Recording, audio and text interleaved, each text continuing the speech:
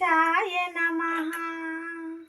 ఓం గణేశాయ నమః. ఓం గణేశాయ నమః. ఓం సరస్వదేవాయ నమః. ఓం సరస్వదేవాయ నమః. పార్వతీ పరమేశ్వరులకు ముక్కోటి దేవతలందరికీ కూడా శతకోటి వందనములు.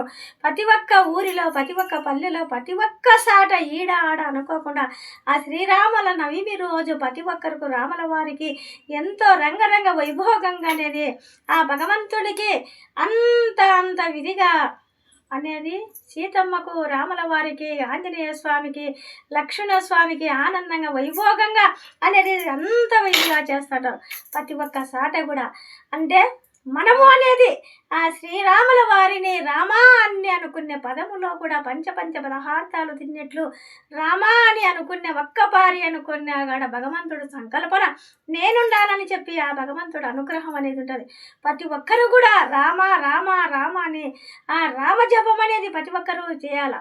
కానీ తెలుసుకొని ప్రతి ఒక్క మనిషి కూడా మనం అందరం కూడా ముందడుగు వేసేసి ఆ భగవంతుడి సంకల్పన అనేది మనందరికీ అనేది హ్యాపీగా, ఆనందంగా, ఆరోగ్యంగా, ఖుషిగా రాముల వారి ఎంతటి ఓర్పు ఆ ఒక్క విధానము మనందరికీ కల్పించి ఆరోగ్యమే మహాభాగ్యం అని చెప్పి భగవంతుడి సంకల్పన అందరము కూడా కోరుకొని వడపప్పు పానకము ప్రతి ఒక్క సాట కూడా పల్లెకు ఊరికి ఎక్కడ కూడా ఆ భగవంతుడి సంకల్పన మనందరికీ అనేది ఉంటుంది.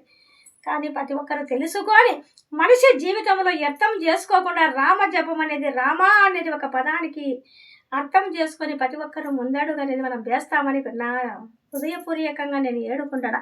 కానీ మనం అందరము కూడా తెలుసుకోవాల్సిన విశేషం ఏమంటే ప్రతి ఒక్కరు మనం ఎప్పటికీ మన పనులు అనేది చేస్తూ ఉంటే ఎప్పటికీ మన పనులు చేస్తుంటే ఉంటాయి.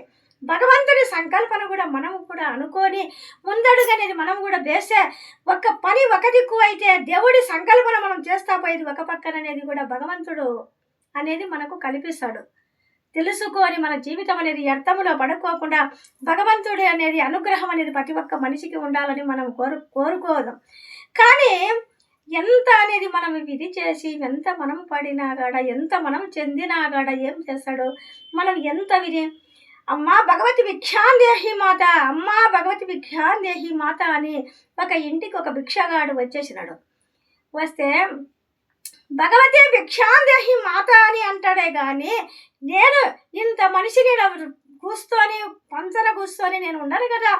కానీ యజమాను తెచ్చిపెట్టేటో నేను అన్ని చేస్తేనే కదా ఇంట్లో వాడ మనిషి వంట చేసి అడుక్కునేటోనికి భిక్షగానికి వేసేది. కానీ నేనుంటేనే కదా నన్ను కూడా పట్టించుకోకుండా నా యజమానిని పట్టించుకోకుండా భగవతి భిక్షాందేశి అమ్మా అని అంటాడు చూడు అని చెప్పి అని గట్టిగా ఇది చేసిన రెండో టిప్పు పిలిచినాడు. అప్పుడు ఆమె గబగబా అంటే ఆమెకు వినపరాలే. కానీ 3 జన్మల ముష్టివాడు వచ్చినాడు భిక్షమంట వేచురా అని చెప్పంటనే భార్య గబగబా వచ్చేసి దాంట్లో వేసేసి జోరలో వేసి ఆమె ఎమ్మడే పోయింది.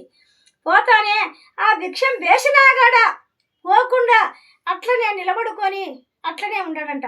అట్లనే నిలబడుకొని ఉంటే ఎందుకు ఈ భిక్షగానికి వేసినారు కదా ఇంకా పోవచ్చు కదా, ఎందుకు మరీ అట్లనే నిలబడుకొని కట్టె పట్టుకొని అట్లనే నిలబడుకున్నాడే, నేనేమన్నా 3 జన్మల ముష్టివాడు వచ్చినాడు అని చెప్పి అన్నానని రోషం వచ్చేసిందేమోనని చెప్పి ఒక ఆలోచన చేసినాడంట.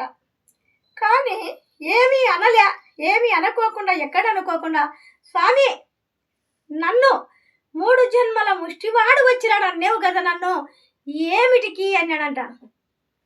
ఏమిటికి నన్ను అన్నేవంటే నువ్వు 3 జన్మల ముష్టివాడి వచ్చినావంటే పోయిన జన్మలో ఎవరికే కానీ ఇలకాకిగా పాపిగా ఒకరికి కూడా దానము ధర్మము ఒక భిక్షం అనేది వేయలే, మరీ జన్మములో కూడా నువ్వు వేయలే.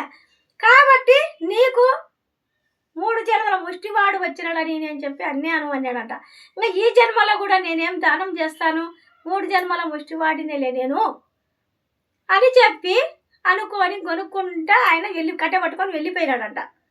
వెళ్ళిపోయి ఇది చేసి ఆలోచన చేసుకొని మళ్ళా తర్వాత ఆమె ఒక రోజు వచ్చి ఈయన కాడ కూకొని స్వామి నేను పాపమే చేసిన ఎవరికి దానము ధర్మము పోయిన జన్మలో చేయక ఈ జన్మలో నేను ఒక ముష్టివాణిగా అడుక్కొని తింటాడా, నేను నా పాపం పరిహారం అయిపోవాలంటే నేను ఏం చేయాలా అని అడిగినాడంట.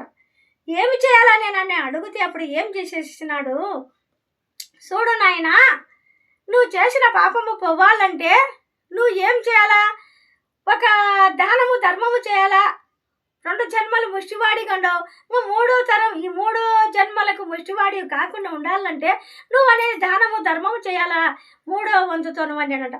3వ వంతుతో దానము ధర్మం చేయాలంటే నేనంటూ అడక్కచ్చుకొని తినేటోడు ఏమి దానము చేస్తాను స్వామి నేను అని అన్నాడంట. ఏమి దానము చేస్తాంటే మనసు అనేది దానం అనేది చేసే బుద్ధి అనేది మనసుకు కలగాలన్నాయనా, కలిగితే అది ఆటోమేటిక్గా నువ్వే చేస్తావు. ఇప్పుడు నువ్వు ఒక ఇంటికాడ నువ్వు అడుక్కున్నావు, ఒక ఇంటికాడ అడుక్కొని ఆ ఒక ఇంటికాడ అడుక్కునేది సగం తిని సగం దానం చేసుకో, సగం దానం చేయి, సగం అనేది నువ్వు తినాలా. ఫుల్ కడుపుకో, అన్ని ఇండ్లు అడకచ్చుకొని అంతా తినకోకుండా ఒక ఇంటికాడ అడుక్కొని సగం తిని సగం దానం చేయాలను అన్నాడంట. సరే స్వామి అని చెప్పి ఏం చేసేసినాడు, ఆయన ఒక భిక్ష ఎత్తుకొని ఇది చేసుకుంటా చెందుకుంటా కొంచెము దానము చేసి కొంచెం ఆయన తినుకుంటా అర్ధ గడుపుకు తినుకుంటా దానము చేసుకుంటా అట్లా ఆయన ముందడుగు చేసుకుంటా పోయేటోడు. కానీ ఇన్నిండ్లకాడ బిచ్చం అడుక్కునేటోడు ఏమైందో ఎవరిని అడగడు, ఒకే ఒక్క ఇండ్లు అడుక్కుంటాడే. అయ్యో ఏమది ఒకే ఒక్క ఇండ్లు అడుక్కుంటున్నాడు అంటే ఈ పొద్దు ఈ ఇండ్లు అడుక్కుంటే రేపు ఇంకొక ఇండ్లు, రేపు ఆ ఇండ్లు అడుక్కుంటే రేపు ఇంకొక ఇండ్లు, అట్లా అడుక్కుంటా పోయేవాడు. అట్లా అడుక్కోవడము, ఒక చెట్టు కింద కూర్చోవడం అంటే ఒకరింట్లోనే పెట్టించుకోవడము, అంత తినడం అంత దానం చేయాలి. కానీ ఆయన కూర్చొని జ్ఞానం చేసుకుంటా ఒక చెట్టు కింద జ్ఞానం చేసుకుంటా కూర్చొని అలా ఆయన విధి ఉండేటోడు. జ్ఞానం చేసుకుంటా కూర్చొని ఉంటే ఎవరో ఒకరు పోయేటోళ్ళు దానం చేసేటోళ్ళు డబ్బులు కానీ బియ్యము కానీ అక్కడ అనేది వేస్తాడు. కానీ అవన్నీ కూడా ముట్టడు ఆయన. ఏ దానమో ధర్మము చేసినా కూడా ఏమి ముట్టుకోకుండా చేయకోకుండా ఆయన వంతుతో లేచి ధ్యానం చేసుకుంటాడో లేచి వెళ్ళిపోతాడు. ఎవరన్నా తీసుకొని ఏమన్నా పోని పట్టించుకోకుండా ఒక అన్న వరకు మటుకే ఆయన పెట్టించుకుంటే, కానీ అట్లా ఇది చేసుకుంటా పోయినాడు. కానీ ప్రతి ఒక్కరు ఆయనకంతా ఒక గురువుగా ఒక శిశునిగా ఏరపంచుకొని విధిగా ఉంటే ఆయనకు ఈ గురువు అనేది శిశువు అనేది ఇట్లాంటివి పట్టలే. కానీ ఇంకా నేను ఇట్లనే వెళ్ళిపోతా ఏమైనా కానీ నేనంటూ ఒక కాశీకి పోవాలా అని చెప్పి ఆ ప్రయాణంలో కాశీకి అనేది ఆయన వెళ్ళిపోయినాడు. కాశీకి అట్టనే వెళ్ళిపోయి అక్కడ అట్లనే అడుక్కొని విధి చేసుకుంటా చెందుకుంటా అందరికీ ఎవరిని పుట్టాడు ఒక్కసారిని అడుక్కోవడము, కొంచెం దానము కొంచెం విధి చేయడం. కానీ అందరూ పెట్టి అందరూ చేసినా కూడా మీరే అందరూ పంచుకోండి, తలా ఇంత తినండి అని చెప్పి అనేటోడు తప్పక అంత అడుక్కునేటోళ్ళు అంతా కూడా మా శిశుడు నువ్వేనని అంటాడు. అన్నా కూడా వాళ్ళ శిశువులు అన్నా గురువు అన్నా ఏమన్నా కూడా ఏమి ఆయనకు అనేది ఎక్కవు. ఆయనకి ఎక్కువ అంటే ఆయన దృష్టి ఏమని ఊరికే పోవడము, అంత ఆకలికి పెట్టించుకోవడము, తినడము, ఇంత దానం చేయాల ఒక్కరింటికాడే. అట్లా ఆయన జాపం కాలక్షేపం కలిసిపోతా అట్లా ఉంది.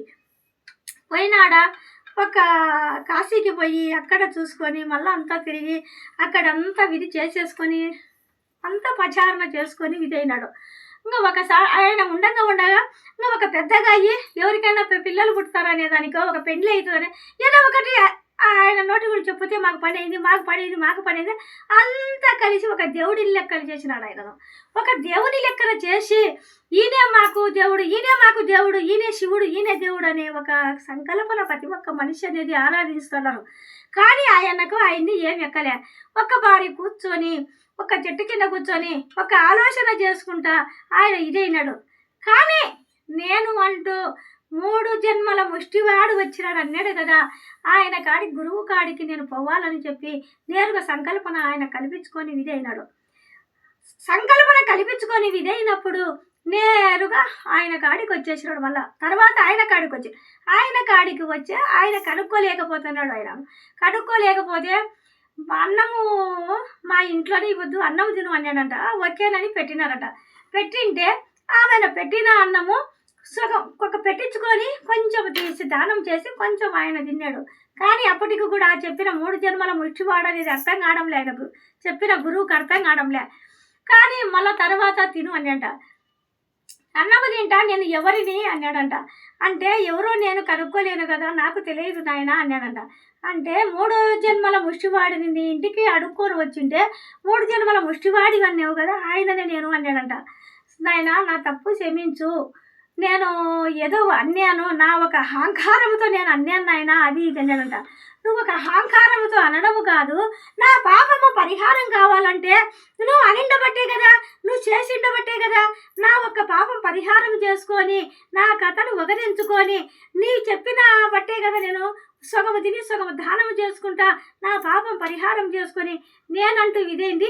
కానీ నువ్వు గురువు కాదు, నేను ఇద్దరు సమపాలమైనాము మనం ఇప్పుడు అని చెప్పి ఆ ఇద్దరు గురువు శిష్యులు ఒక మాట మీద ఇద్దరు ఒకే అండర్స్టాండ్ అయిపోయినారు వాళ్ళు.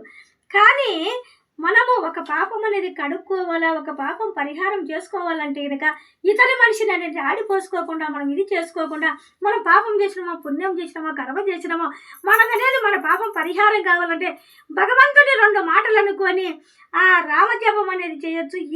ఏది కూడా ప్రతి ఒక్క మనిషి సంకల్పన అనేది ఉండాలి. మన మనసు మన హృదయము దానము ధర్మం అనేది పెద్దలు తెలియంది చెప్పరు కదా.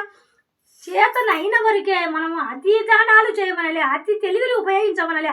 మన శక్తి ఉన్నది మనం తినే దాంట్లోనే చేస్తే కనుక భగవంతుడు అనేది మనకంటూ ఒక అవకాశం ఇచ్చి మనల్లో అనేది మళ్ళా జన్మం లేకుండా దాటుకొని మనం ఇదైపోతాం. ఇప్పుడు మంచాన కుంచాన పడితే పాపము పుణ్యము కర్మము ఇట్లా అంటారు కదా.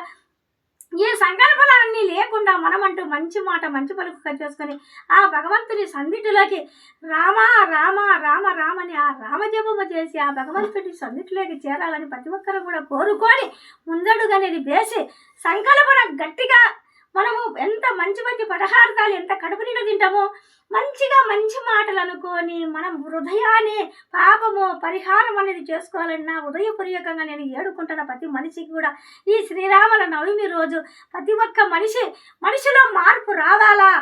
కుట్లాలు కుటంతరాలు పక్కన పెట్టి మంచి మనసుగా అనేది హృదయం అనేది విధి ఉంటేనుక భగవంతుడు అనేది సదాస్తని కొలువు తీరుంటాడు. మనం ఎక్కడ గుళ్ళకు పోయి పూజ చేయాల్సిన పనిలే. మన ఉదయం సరిలేనప్పుడు ఎన్ని గుళ్ళు తిరుగుతూనే ఉంది, ఎన్ని పూజలు చేస్తే ఏముంది. కాబట్టి మనిషిని మంచిగా అనేది ఉండాలి. కానీ ఏం చేస్తాడు, తల్లి రుణం అనేది కొడుకులు కానీ బిడ్డలు కానీ తల్లి రుణం అనేది తీర్చుకోవాలంటే ఎన్ని జన్మలు ఎత్తిన రుణాలు అనేది తీర్చుకోలేరు. ప్రతి ఒక్క మనిషి కూడా గుర్తించుకోండి ఎప్పటికైనా. కానీ ఏం చేసినాడు, అమ్మా నువ్వు బాగా మాకు చదివించినావు, మంచిగా నాకు చేసినావు, నీకు కావాల్సినంత బంగారు తెచ్చినా, అమ్మా నీకు ఏమి కావాలా, మంచి వస్త్రాలు చీరలు కావాలన్నా, పట్టు చీరలు కావాలన్నా, బంగారు కావాలన్నా, నీకు కోరిన తిండి కావాలనని కొడుకు మంచిగా ఒక ప్రయోజకుడు తల్లి చేసింటది. ఈ పొద్దు నీకేం కావాలన్నా చెప్పమ్మా, నేనంటూ తెచ్చినానమ్మా, నీకు బంగారు కావాలంటే తెచ్చినాను, మంచి పట్టు చీరలు తెచ్చినాను, నీకు మంచి పదార్థమైన అన్నం కావాలి, ఏ కావాలన్నా నీ కోరిక తీరుస్తానమ్మా అన్నాడంట. సరే నాయన, నీ బంగారు వద్దు, నీ నగలు వద్దు, నీ ఒక మంచి పదార్థాలు నాకు వద్దు నాయన. మీ నాయన యాడికన్నా ఊరికి పోయినప్పుడు ఒక్కనాడు వచ్చి నా పక్కన పండుకోనాయనాను అనేదంట. అయ్యో నేను ఎన్నో ఇస్తానంటే మా అమ్మ పక్కన ఒక్కనాడు పండుకోనైనా అని చెప్పి అంటుంది కదా, అది ఏమి పెద్ద భాగ్యము. ఓ సరే అమ్మ అని చెప్పి అన్నాడంట. సరేనమ్మా అన్నాడంట. సరేనమ్మా అని చెప్పి ఏం చేసేసినాడు, బాగా మంచిగా పరుపు వేసి మంచం వేసి బాగా పండుకొని అమ్మ కొడుకు పండుకున్నాడంట. అమ్మ కొడుకు పండుకున్నాక తర్వాత ఏం చేసినాడు, నాయన కొంచెం ద్రావకంగా ఉంది, కొన్ని నీళ్ళు ఇస్తావా నాయన, ఒక గ్లాస్ అన్నాడంట. సరేనమ్మా ఇస్తానని చెప్పి ఒక గ్లాసు నీళ్లు తెచ్చిచ్చి అట్లా తాగి అట్లనే పరుపులో కింద పోసిందట. సరేలే అని చెప్పి వదిలేసి మళ్ళీ కొంచెం సేపు ఉన్నాక నాయన ఒక గ్లాసు నీళ్లు ఇయ్యి నాయన అనేదంట. అట్లా కొన్ని తాగి మళ్ళీ ఉలకపోసిందంట. అట్లా 3 మాటలు 4 మాటలు ఆ గ్లాసు నీళ్లు తాగడం, టక్కన పరుపులో పోయడం ఇది చేస్తానంట.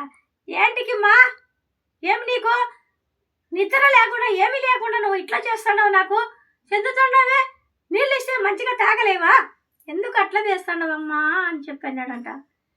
అప్పుడు తల్లి అడిగిందంట, నాయన నువ్వు పుడతానే కడుపులో 9 నెలలు మోసి నొప్పులతో బాలింతగా ఉండి ఏమి తినకుండా చెయ్యకుండా నిద్రలు మేలుకొని ఎంత కష్ట నిష్ఠూరాలు పడి నువ్వు ఎన్ని మాటలు నా పక్క తడిపితే నువ్వు తడిపిన పక్కలో కాకుండా నా పక్కలో పండబెట్టుకొని నా చీరతో కానించి తడిపినా కూడా నేను ఆ పక్క తడిపిన కాడ పండబెట్టుకోకుండా మళ్ళీ ఏరేది మార్చి నా పక్కన నీకు పండబెట్టి ఆ తడిపిన పక్కలో నిన్ను పండబెట్టలేదు కదా నాయన. అట్లా ఎన్ని మాటలు నువ్వు పాసుపోసింటావు, ఎన్ని మాటలు లెటిన్ చేసింటావు, ఎన్ని మాటలు జ్వరం వచ్చింటుంది, ఎన్ని మాటలు వేదులు పెట్టింటాయి, ఎన్ని మాటలు వామిటింగ్ అయింటుంది. ఎన్ని కష్టనిష్ఠూరాలు పడందే ఈ పొద్దు నువ్వు ఇసకట్టొచ్చి వయసుని పోయి చదివి ఉద్యోగం చేసి ఎక్కడో పాలను పోయి సంపాదించుకొని వచ్చి తల్లి కనేది నీ బంగారు నీవని ఈ పొద్దు నేను నీళ్లు పోస్తే నువ్వు ఓడ్చుకోలేక కోపం పడి రోసపడేటోడివి. నేను ఆ పొద్దు నేను అనలేదు. ఏ పొద్దు నీకు నేను అందేనా నాయన? కానీ ఈ పొద్దు నీ బంగారు ఎందుకు, నీ అంత అష్టమిసరాలు ఎందుకు, నీ పట్టు చీరలు ఎందుకు నాయన? నాకు తల్లి అనేది ఒక్కరు నీళ్ళు వస్తేనే ఓడ్చుకోలేదే. ఆ పొద్దు నువ్వు అన్నీ చేసినా కూడా నేను తల్లి కడుపులో పెట్టుకొని నువ్వు అంత పెంచి పెద్దవాడిని చేసినా కదా నాయన. ఎందుకు నాయన నీ నగలు నటకరాలు నీ ఎన్ని తీసుకొచ్చి నాకెందుకు నాయన? మనసు అనేది మంచి హృదయం పెట్టుకో నువ్వు. అది దేవుడు అనేది సంకల్పన నీకు మంచిగా ఉంటుంది. ఎన్ని జన్మలెత్తినా తల్లి రుణం అనేది తీర్చుకోలేవు నాయన. నువ్వు అర్థం అనేది చేసుకో. ఒక్క నీళ్లు పోసినందుకే నువ్వు అంటే నేను ఎన్ని మాటలు పాసు పోసింటావు నాయన, ఎంత నువ్వు చేసింటావు. కానీ పెంచి పెద్దవాడిని చేసేలాక ఎంత నువ్వు చేసింటావు. అన్నీ తల్లి బరాయించిందా లేదా? కానీ ఈ పొద్దు నీళ్ళు పోసినందుకు నువ్వు నన్ను బరాయించలేదు కదా నాయన. అది నాయన తల్లికి బిడ్డకు తేడా అనేది. తల్లి ఎంతవరకైనా ఎంత కాయ అయినా కూడా ఎంతదైనా కూడా మొయ్యగలుగుతుంది, కానీ చెట్టు మోయిస్తుంది, బిడ్డ మొయ్యలేదు నాయన, బతికలేస్తుంది మనిషిని. అది నాయన తల్లికి బిడ్డకు తేడా అనేది. కానీ రిసికించుకోవడం తప్పక ఏ కొడుకు ఏ బిడ్డలైనా కూడా ఏమి ఏమి అది ఇది అని రిసికించుకోవడం తప్పక ప్రశాంతంగా నా తల్లి కదా నా తండ్రి కదా నా ఒక్క ఇది కదా అని ఒక పట్టెడు అన్నం పెట్టి ఓదార్పు చేసే వాళ్ళు ఉండరా నాయన? ఎందుకు నాయన నీ బంగారు ఎందుకు, నీ నగలు ఎందుకని, ఎంత డబ్బులు ఎందుకు, నీ పట్టు చీరలు ఎందుకు, నువ్వు పంచ 16 తాళ్ళు పెట్టినా ఎందుకు నాయన అని చెప్పి ఆ తల్లి ఆ కొడుకు అనేది చెప్పింది. కానీ పచ్చడన్నం పెట్టిన మనిషిని అనేది జీవితంలో ప్రశాంతంగా చూసుకోండి. ఎవరైనా ఏ బిడ్డైనా ఏ కొడుకైనా ఎవరైనా కాడా ఒక తల్లికి తండ్రికి ఒక గౌరవం ఇచ్చినోడే నీతి నిర్జాతికి అనేది ఒక పూజ చేయకున్న సమాజంలో ఒక గౌరవం అనేది పెరిగిపోతుంది. ఏ పొద్దు మనకి ఇంట్లో సరి చూసుకోకుండా బయటికి పోయి ఏదో నా ఓదా నా పరక్రాలని చెప్పి ఇది తీర్చుకొని దిద్దడం కాదు. ఇంట్లో సరిగా తల్లిదండ్రులు చూసుకున్నాడు బయటికి పోయి ఎన్నో ఓదాలు పరక్రాలు తీసి ఏమొస్తుంది? ఈ పొద్దు మీరు ఈ తల్లిదండ్రులను మీరు చూసుకుంటే తర్వాత మీకు కూడా మీకు పుట్టిన బిడ్డలు కూడా అదే సాంప్రదాయకంగా అనేది మీకు కూడా మంచి లక్షణాలు రావాలా, హ్యాపీగా ఆరోగ్యంగా ఖుషిగా. ఇది శ్రీరాముల నవమి రోజు ప్రతి ఒక్కరు కూడా ఆరోగ్యమే మహాభాగ్యం అని ఆ రామజపము చేసి ప్రతి ఒక్కరు ఆ రామ అనే పదములోకి మనందరం కూడా వెళ్ళిపోవాలా. అందరం కూడా హ్యాపీగా ఖుషిగా ఆరోగ్యంగా ఉండాలా. హృదయపూర్వకంగా భగవంతుని ఏడుకుంటాడా. ఓ